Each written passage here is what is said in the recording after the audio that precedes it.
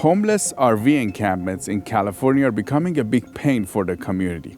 A lot of cities and counties are passing laws to ban them, but it's very hard to remove these encampments. Our guest today is Barry Coe, who's been on the show before, and he's managed to remove 500 RVs from his community. He's here to tell us what's happening with RV encampments in Los Angeles and the rest of California, and how he was able to remove them. And what can the state and city do to remove these encampments? It was quite a process, a lot of players involved. They already have laws on the books to prevent this, but you have to enforce it. It was really, really complicated. It took political pressure, a lot of political pressure to get it done. I'm Sian Karami. Welcome to California Insider. Barry, it's great to have you back on. Welcome back. Nice to be here, and it's been a while. Last time you were here, you actually told us about the RV situation, RV encampments in your area, and there was like about 500 of them you were able to remove. We want to hear about all of that, but this has become a big problem, still a big problem for LA and California, even in San Francisco Bay Area. Can you tell us what's happening with homeless RV encampments right now in LA? Well, the homeless RVs are basically a step up from living in a tent on the street. So a lot of the people that occupy these things, they buy them for maybe $300 to $500 from one of those charity auction places that will take your RV or boat or whatever, and they don't really sell them for a lot of money, but people buy them. They probably are not operable. They have them towed out there, and it's a better place of shelter, basically. But it's incredibly hard to impound these vehicles. Some very, very technical issues regarding hazmat, and there's biohazards, all types of things. No place to store them. They have to be torn apart. So impounding them, or if somebody goes and parks one in an illegal parking space, just to impound the vehicle, it takes 5 or 6 different agencies involved. You have the police, you have the Department of Motor Vehicles, all types of organizations. It has to be towed away, it has to be placed in a storage yard where it can be dismantled and then finally sent to scrap. So that's why it's so complicated once they make their routes and park in a neighborhood somewhere and they're inoperable. Now, if they're a licensed operable motorhome, that's one that somebody would take on vacation. That's not a problem. You can post the signs up, no 24-hour parking. A lot of the cities have that. Very easy to enforce. They write a ticket. It goes against the registration. That's not a problem, because then people, when they go to renew, they have to pay all these fines, so on and so forth. But with I would say, the older motorhomes that are non-operable, those are the ones that we're seeing all over the place that are parked, that have been there for years maybe, and they create this encampment, and there's all kinds of waste and junk surrounding them. Those are the ones that are most difficult to mitigate. Are you saying that a lot of these RVs that we see on the street, it's not possible to remove them from what you're saying? Very difficult to remove them unless they are a drivable licensed vehicle. Those aren't the ones you're seeing out there. The ones you're seeing out there that are been around for maybe a year or two in an encampment, those particular vehicles are inoperative and they are very difficult to remove. California is passing a lot of data privacy laws, but I'll be honest, sometimes it really hits me how much of my life is online. My name, my address, my birthday, cell phone number, email address, it's all out there, floating around, and I've never actually gave anyone permission to use it. If you're listening to this, your information is probably out there too. Think about it. Anyone can look us up, they know where we live, sell our details to strangers, or worse, potentially steal our identity. I get a bunch of random phone calls on a regular basis, and it's scary to know that people can access my information so easily from across the world. The internet that's supposed to be a place for us to connect, it's become a place that makes us feel scared, less safe. I'm not accepting that anymore. And you don't have to either. That's why I use today's sponsor, Aura. Aura goes after the data brokers who profit from selling our personal lives. They actually scrub our information from those sites and make sure it stays gone. I've seen other services out there, but nothing is as thorough or offers as much for the same price as Aura. You can see it for yourself. Try Aura free for 14 days at aura.com/California Insider. Give it 2 weeks and let Aura do the heavy lifting, finding and removing your details from those shady broker sites so you can finally take control of your digital life. I've decided to not leave myself vulnerable on the internet, and honestly, I don't think you should either. With Aura, you can finally feel safe, secure, and back in control. Now let's watch the rest of the interview.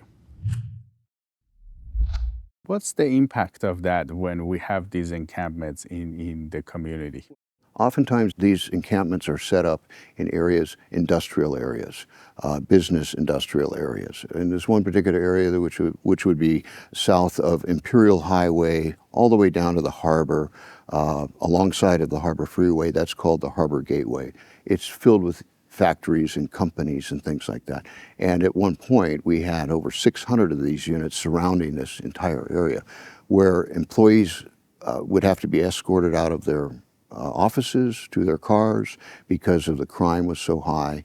Every night you would be losing catalytic converters and car batteries from your company vehicles. There were break-ins constantly at these companies. So it was quite a tax on the community of businesses down there. And at one point it got to be too much and people started taking action. So there is an element of crime that you see with these encampments? Yes, there's prostitution that occurs in these motorhomes. There's drug dealing. There's all kinds of fencing of stolen goods. They'll steal bicycles. There was a lot of bicycle shops, I guess. They would take bicycles and they would cut them up and make new bicycles, and that seemed to be pretty pervasive in that area. And a lot of these, they use the motorhome as kind of a base camp for that. The people that are buying this is just, as you said, they just go on auctions and they try to buy them. And is it just the homeless people in LA, or is there more to it? I believe there's a little bit more to it. It's a little bit more organized. There are some van lord type individuals, and they'll purchase these at an auction site, and they'll take and bring them out to the street, and then they'll rent, let's say, one whole section of a street, and they control it same way as the gangs control certain zones in the streets. You know, you rent our vehicle, don't worry, nobody's going to steal from you. It's protectionism, I guess they call it. So they'll have the whole racket going, and they'll rent the unit out for $500 a month. I've heard as high as $1,000 a month, but wow. I know that $500 a month is not uncommon for them to be doing that and renting a place to sleep, I guess. And the city just banned this, right? The city just had a ban on van lords, or well, they have all these laws, but if you don't enforce them, or you don't have the means to enforce them, or you don't have the desire to enforce them, then what's the law worth? It's not worth anything. And that apparently is what happens everywhere. We have laws in the county, we have laws in the city. And we actually thought that as soon as they passed this law 2 years ago in the city of LA, and I think it came into effect about a year ago, there would be this mass migration of these motorhomes down to the industrial areas. And that never happened because they still haven't moved, because there's no enforcement. And because the enforcement... Which law was it? LA City passed this no overnight camping in motorhomes on residential streets and wherever it's posted. So there's already laws, and they put signs up, but they're just ignored because it's so difficult to enforce the law by impounding the vehicles. It's a multi-layered process to impound these vehicles. Can you tell us about this process? What occurs is if you have a motorhome that's on a street, it would require the Department of Motor Vehicles, okay, to determine if the vehicle is abandoned, if it's been non-operational. They check all the registrations. They go back to all the owners. There's certain laws in the books that say you have to contact the former owner and see if that's their property. So there's certain statutes that have to take place. So once they do all that checking, okay, then they can either seize the vehicle, but the police impound yards don't have the means to really handle like 500 motorhomes. in the area we had. So some really creative stuff had to come up in order to deal with the ones we were dealing with. And it was a whole team effort to get that done. Tell us about you guys. You guys managed to actually remove 500 of them from your area. Can you tell us what was the process like? It was quite a process. First of all, it was a team effort. A lot of players involved. We had multiple businesses down there that wanted to get involved. We got together as a community. One of the companies, the county did not have a place to put the motorhomes once they took them off the street, and a company donated a huge piece of land to let the county have access to it, the sheriff's department. We had Alex Villanueva. He was absolutely incredible what he did. It was like the United States Army came in and handled this thing. He came in, he put together a team, multi-agency team, included the Sheriff's Department, the Department of Motor Vehicles, Parking Enforcement, the Highway Patrol. All of these people came in and they came up with a game plan in order to remove the RVs. And what had to happen was they had to, DMV had to come in with their special people, and they had to go to each one. They had to look at the stamped VIN numbers on the vehicles, make sure they weren't stolen, make sure they were non-operational. If they were abandoned, they had to see if they were roadworthy and all these types of things.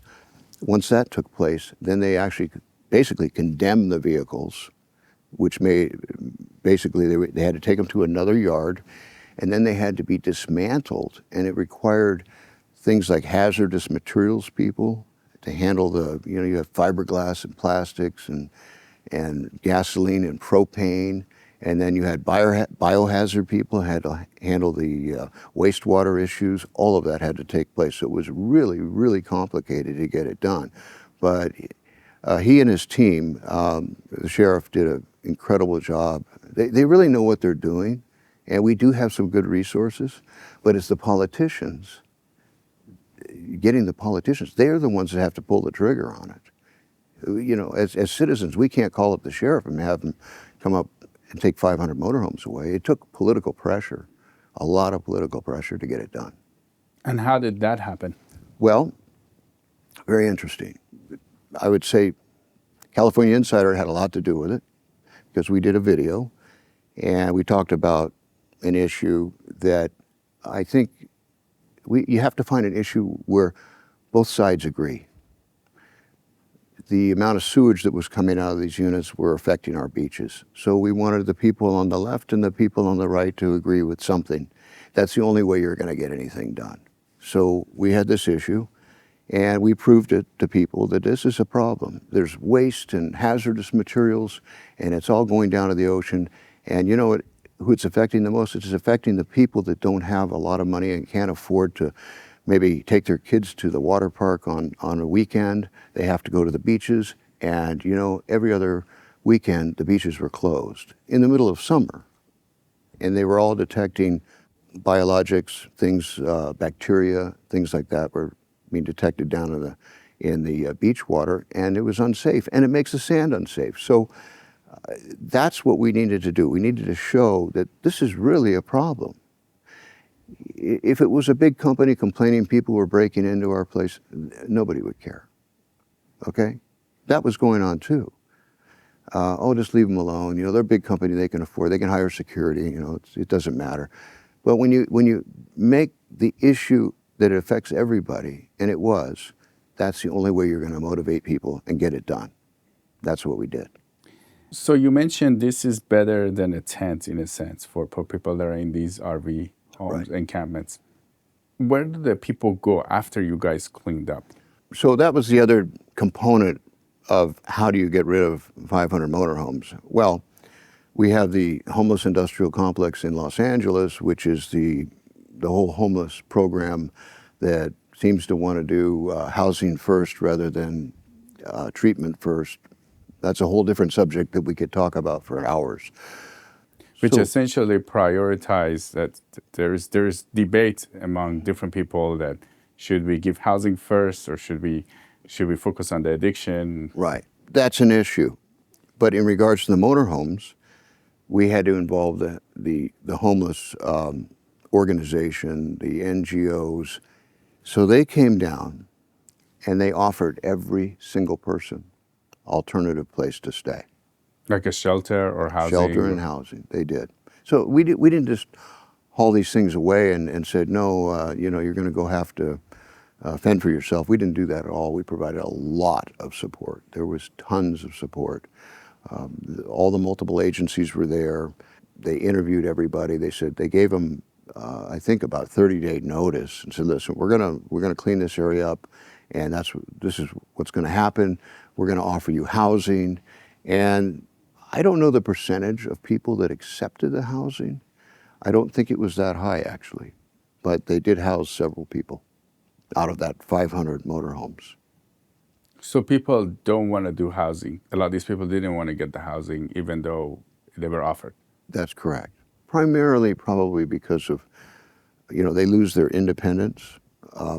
If you're an addict, you want to be kind of independent. If you're involved in a housing program, a lot of the housing is sober, the temporary housing is sober, things like that. So that's my opinion, that a lot of them didn't want to lose their independence and they went off to somewhere else, and who knows where that is. Or maybe they went back home.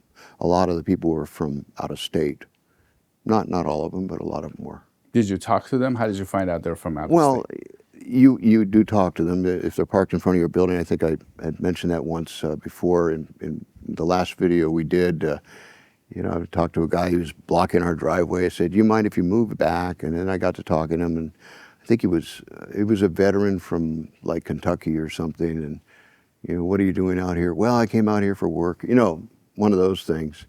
But he certainly had, I think he had some sort of an addictive problem or a mental health problem, because he wasn't all there, but a nice guy. And so you ask them where they're from, and most of them will tell you they weren't from LA, so they come from a different place. It's a little easier, the weather's better out here.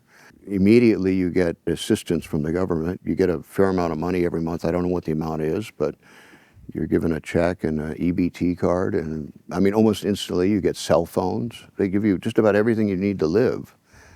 And so if you don't want to live in a tent, you just get one of these RVs and live in the RV. So a lot of that is what's happening. How did you make sure that they don't come back? And how did they start when they started coming? When they first showed up, it was when the homeless started exploding in LA, and it was right before the pandemic started, is when it kind of really grew. And my personal opinion, if we stopped the precursors coming from China to the drug labs, you would cut our homeless problem in half. Because if you look at when all of that happened, when fentanyl came out, that's when our homeless problem exploded. So it's about 8 to 10 years or so of this going on. If we were able to stop that, stop these precursors going into the Mexican drug labs and coming up here as fentanyl, that would help a lot. It would cut the homeless problem, I think, in half. So it exploded 8 or 10 years ago, started growing, and then during the pandemic, it really just mushroomed out of control because there was no regulation or anybody keeping an eye on the situation, keeping it in check. So these things, they just filled up our area because nobody was doing anything about it.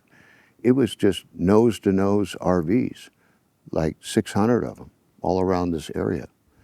So that's when it all kind of happened, and it's all in line with our homeless problem. It's just part of the problem. It's an adjunct to our existing problem. So this fentanyl coming, and the Chinese Communist Party is behind it. We've done some 100%. investigation that they're doing this on purpose. 100%. I think they're really trying to undermine us personally, but 100% if we would just find a way to stop that, it's this fentanyl. And when that started, that's when this thing just exploded. And then you had your prosecutors that won't prosecute anybody for any crimes. We have done some investigation, Barry, that the Chinese Communist Party has been doing this on purpose. Like there's plans that they're doing across the globe, and one of the things is this fentanyl. Oh yeah, 100%. This is what we are seeing. If you just stopped it, none of these problems would be happening here. There's some experts who handle these, like the Midnight Mission and downtown LA. the guys who run that place, they talk about how this thing has just gone out of control as soon as the fentanyl showed up at our doorstep, because it's a poison. It's not heroin. I mean, I know a recovered heroin addict, and he says this fentanyl it's nothing like heroin. The heroin you can kick. You can get people on treatment. You can't treat people on this. This is a poison, and we have to stop this. They're killing our citizens, okay? And they're doing it on purpose. Because when you fight a war, what's the object?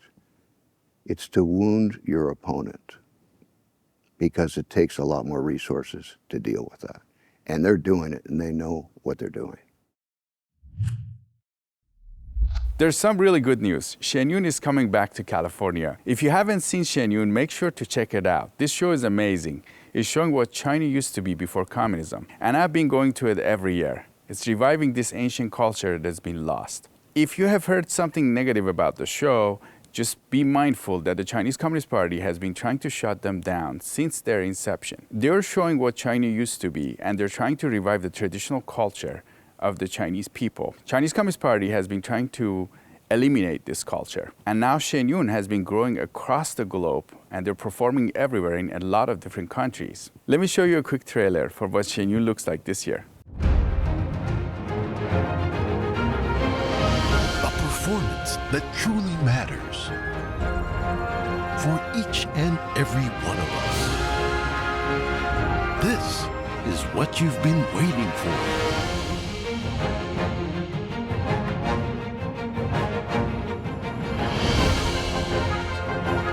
Shenyun.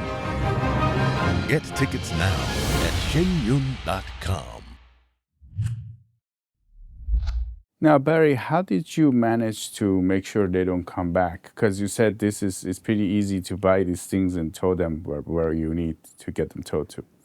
In order to keep them away, fortunately, in the area that we're at, we have some very, very large businesses. We have one large concrete company and another medium-sized concrete company around the corner. I'll give you an example. This concrete company, which is probably the largest in Southern California, they have 30 or 40 spare dump trucks. As soon as the RVs moved away from the front of their building, they replaced every RV with a dump truck. And to this day, they are still there. Other businesses got so fed up with this, they went out and purchased those orange water-filled barricades you see the street services using when they're maintaining the street. You know, they're blocking off a lane or something. Every place there was a motorhome, there is now one of these big orange things. Another company makes giant cement blocks that weigh 2 tons apiece. Everywhere there was a motorhome, there's one of these giant cement blocks. Another place has cement trucks parked in front of their place. Another place has their security parks in front, and then they have all of those giant orange water-filled barricades along the front of their property. I'm not talking about 4 or 5, I'm talking about hundreds and hundreds of these things are all over the place. The second thing that they've done, when you go into Home Depot, a lot of people, you look up and there's a solar-powered trailer that has security cameras on it. It's the latest thing.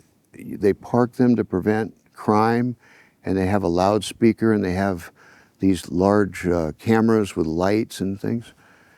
There are dozens of these now being paid for by businesses, parked on the street to prevent people from parking their motorhomes in that. Nobody wants to be on camera because they're up to no good. So they're putting these cameras up, but they're not being paid by the county or the city. Businesses are putting them up, and they're extremely effective.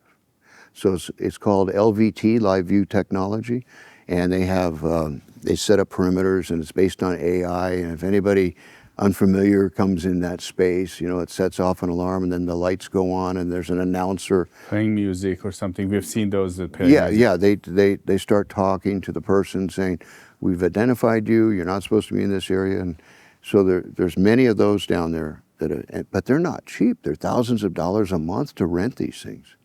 So you don't buy them, you pay the security service, they put them in there. So that's taking place as well. So the community in your area is still concerned that this could come back. 100% concerned. We don't believe that the county or the city can deal with it because it took so much work to get them out that we've basically just put our chess player in the position of the motorhome that was there. So the motorhome gets moved out, we put something in its place to keep them away. Barry, you are in the RV business, right? You have some background in this business. How did you get interested into, because I saw that you were passionately following this situation. I was the chairman of the board of a NGO in Los Angeles in the Valley about 20 years ago called New Directions for Youth. And it was a grant-funded organization, both private and public grants. And we helped at-risk children keep them out of gangs. That was our primary place. We were located in Van Nuys. We're still in business today. I'm no longer the chairman, and I served for a while on that organization. So I always had my hand in trying to help the community. I do know the dynamics of how the city works and how the politics, so it's helpful to have that information behind you and know how, what hoops you have to jump through to get things done. Why do you think it took so much for the city or the county to respond? That's a good question. I think that in an industrial area, there are no constituents that vote. Okay, so you have multiple square mile areas where there's nothing but buildings and factories, and there's no residents there. There's no one to vote them out. That's a big part of it. The only way we motivated the politicians, unfortunately, was to shame the politicians into getting it done, and that's what we did. The other areas in LA that there's a lot of RV encampments and different ones. In sometimes they're individual ones in different cities and streets of LA or other Right. parts around the county. And in San Francisco, they have this issue as well in the Bay Area. What thoughts do you have for them? They have to take some step forward and take action. I mean, we had a great blueprint. You have to go through all of this process. They already have laws on the books to prevent this, but you have to enforce it. And if they're not willing to do that, they're not willing to enforce, all this open-air drug use in most of the parts of the city. So why would they do this? The only way you're going to get this done is if you can find an issue that is common with everybody and pull them together. That's the only thing you can do, is you have to find this issue and you have to use the media to your best advantage. That's what I would do. So the issue has to be bigger than the noise or other. Yeah, noise is not going to get, there's plenty of noise out there. This is all we hear all day is, you see posts online, I have to step over this person's stuff. No, you have to laser focus it, and you have to really push hard and do something and do it big. That's how you get it done. You got to do it big, and you've got to point the finger at the politicians because they have the means to do it. And they may have their focus on something. They don't want to spend the money. It probably costs millions of dollars to get these motorhomes moved with all the police overtime and all that, I would imagine. I don't know, there never was anything made official, but we had a lot of resources out there. Do you think the housing is out there to house these people? I strongly believe that there is shelter space available based on what I know and the experience I've had and the working with the NGOs and things. There's plenty of shelter space out there. It's getting the people in, getting them registered. It's a process. And then they could say, well, I don't want to go. You can't force them into any of it. It's nothing illegal about just wandering the streets. Now, they do have some overnight camping laws, which can be enforced now, because the higher court said it's okay to enforce them, but they're not enforcing them in the LA County area, to my knowledge. What about the source of these RVs? You said that people can just buy them at auctions.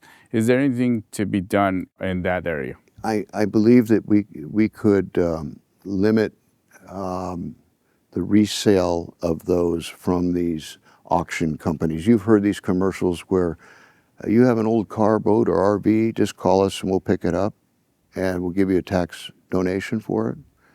So they take those things and they auction these off, okay? If those auctions on any vehicle that's non-operational, at least you'd have the non-operational ones covered, were to a dealer only, it's a simple law. They could just change it in the vehicle code that only dealer only can purchase these things, or any motorhome that's at auction that's over 20 years old or 25 years old, let's say it could only be purchased by a dealer. That would change everything in getting them out of the resale market. Is it much different if they're drivable or not drivable in terms of when you want to move them? Well, they'd have to be towed if they were non-drivable. So anything under a tow doesn't require a permit, to operate it or anything like that. So they can, if it's under tow, you can just tow it to wherever you want. And there's some unscrupulous tow drivers that will take it anywhere you want. There's plenty of those out there. So you can buy one very inexpensive and then tow it to the location you want and just leave it there. I mean, there's vehicles that we found that had no motors in them, no transmissions. Yeah, I mean, not drivable at all. With no drivetrain, nothing. It was just a shell. There was plenty of those out there. I mean, it's like taking a condemned house and having to move it. It's the same thing. So it takes a lot of resources to get rid of these things. So if they don't stop them at the auction, it could cost a lot if they're showing up in a community as a part of an encampment. Absolutely. They have to be stopped. It's not a lot. It's not a big change in the law if they just change it to dealer only. But then they also there's private sales of these things too.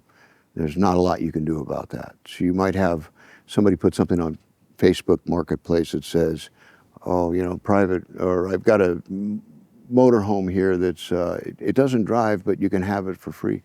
There's a lot of that because it's taking up my driveway. Just tow it away. So there's some of that going on too.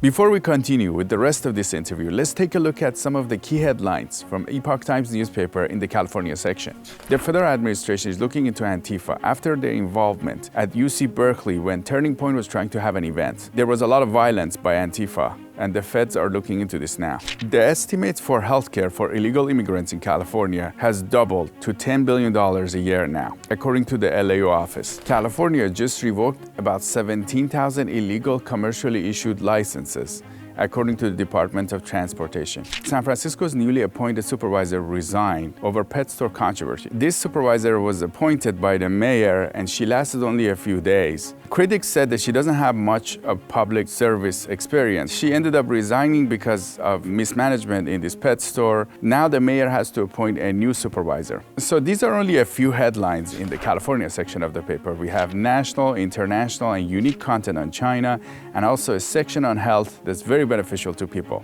If you haven't subscribed to the paper yet, you should do it today. Click on the link below and get it for $1 a week, and let us know what you think about the paper. You have seen the situation change in LA. You told us like in the last decade you saw a big change.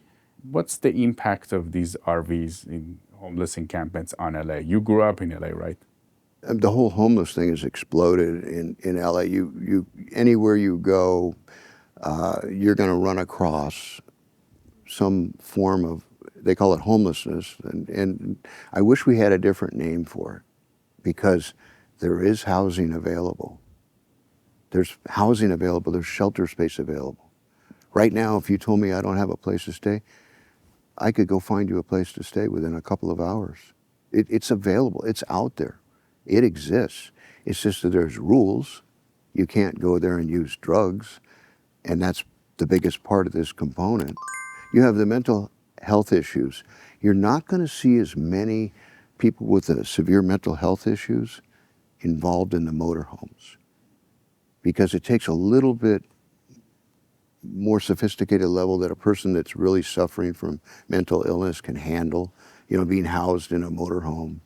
That sure, you have some people that have some mental illness issues, but maybe exacerbated by the drug use, but most of it is nefarious activity, drug abuse, that type of thing, prostitution going on in these things.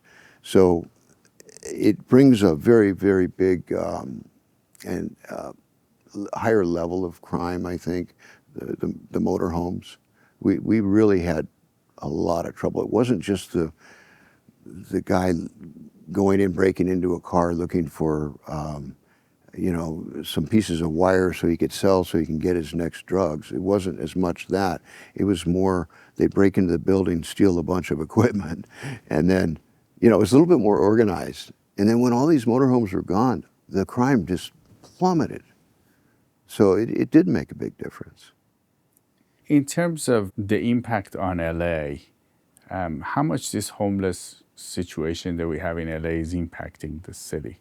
Well, and the county. My honest opinion is we lost the entire city of the Pacific Palisades because of the homeless problem, because our fire department was overtaxed by 35% of all the calls are homeless related.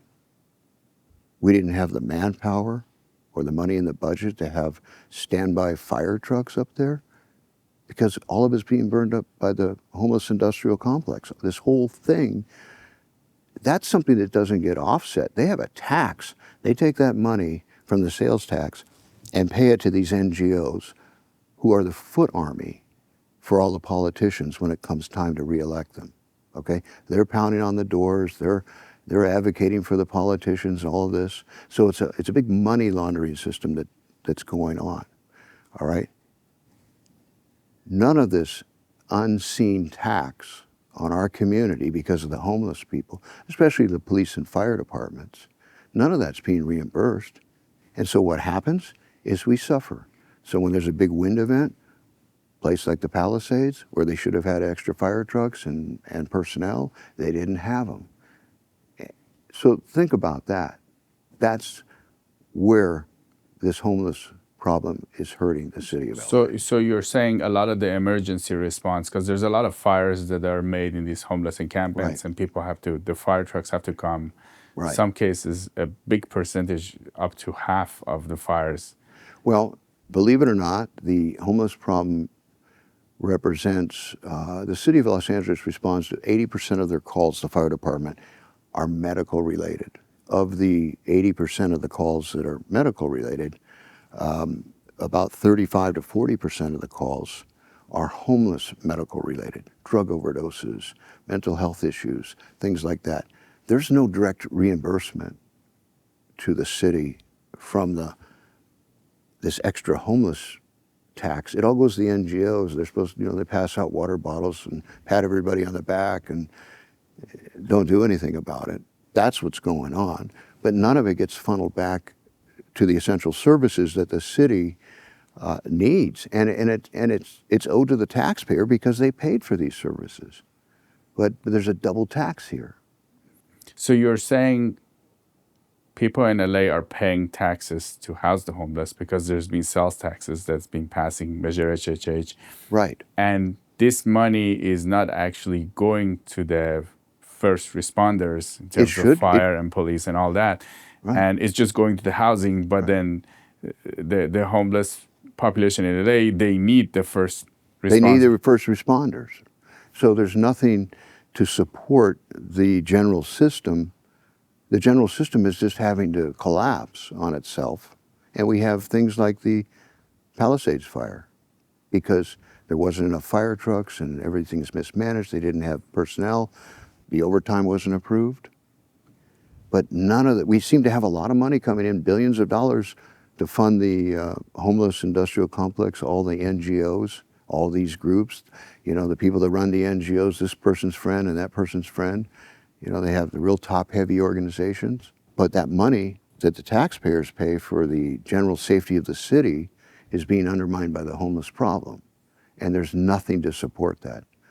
There's no revenue is being given back to support that, even though it represents 35% of the problem in both the police and fire budgets. When did you notice that?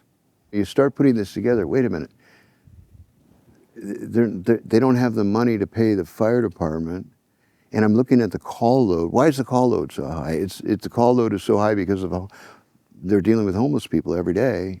35% of the calls are homeless related. That's both fire and medical. You got to remember, the fire department is not a fire department. It's a medical department, and then it has a fire department that handles 20% of the business. Even though they drive around these big shiny fire trucks, most of the calls you see them going to are medical calls. So, but if 35% of that is now homeless related, it wasn't like that years ago. With this fentanyl, think about it. These are all overdoses. They require, narcotic antagonists, Narcan. You've heard that. You put that in their nose and supposedly wakes them up. They say it takes like 2 or 3 of these things to get someone snapped out of an overdose because the fentanyl is so powerful. So we have these things going on, and it's taxing the entire fire department and the police department because they respond to these things too. So, but none of it's being reimbursed. It just simply goes to the NGOs. Here, NGOs go pass out more water bottles and go find them a place, or let's go build $1 million, $1 million each apartment complex to house people in. Have you seen the one they've got all these containers stacked up? It's down off of Imperial Highway, and they're like $1 million a piece. It costs it. Wow. It's for interim or permanent housing. So, but housing isn't the answer. There's lots of debates on that, and HUD's got some, Department of Housing Urban Development has got some great people on their team now. I know you know a few of them. You got Soledad Ursula, who's on that team. Yeah. Yeah, she's doing a great job, senior policy person, and they have a new directive, and they're going to take the federal money at least and try and fund in the area of treatment, not housing first. It'd be more like treatment, and then they're going to work with some of the bigger organizations. Some of the faith-based organizations have done a good job. They have a great track record, but for some reason the government previously wasn't funding the faith-based organizations, but they plan on doing that now. So there will be changes. People can go. There will be changes, and really you need to work on the dealing with the addiction issue is one thing. But let me circle back. We stopped the precursors coming from China to Mexico, and then from the drug labs in Mexico up north, the homeless problem will be cut in half. And a lot of these problems will be solved. Hopefully we'll see that soon. I hope so. Barry Coe, former taxi commissioner from LA, it was great to have you in California Insider. Thank you very much for having me. Let us know what you think about the homeless encampments in California. You can email us at siamak@californiainsider.com or comment. We read all of your emails and comments. I'm Siamak Karami. This is California Insider. We'll see you next time.